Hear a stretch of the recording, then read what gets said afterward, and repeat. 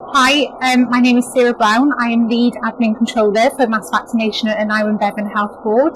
My substantive role is a service development manager. I'm a programme manager within the primary care and community teams. My role as lead admin controller is to ensure the non-clinical roles of mass vaccination centre are running accordingly to process, to ensure that all patients are booked into the centre accurately, making sure their demographic details are correct. We use then the call function of Whiz Call for any queries that the patient may have, whether they have a booking inaccuracy or there's a conflict with their booking. We use that daily. Together with that, we are able to generate reports. We're able to produce lists for our clinics. So if the computer system does go down, we have a manual list available to us.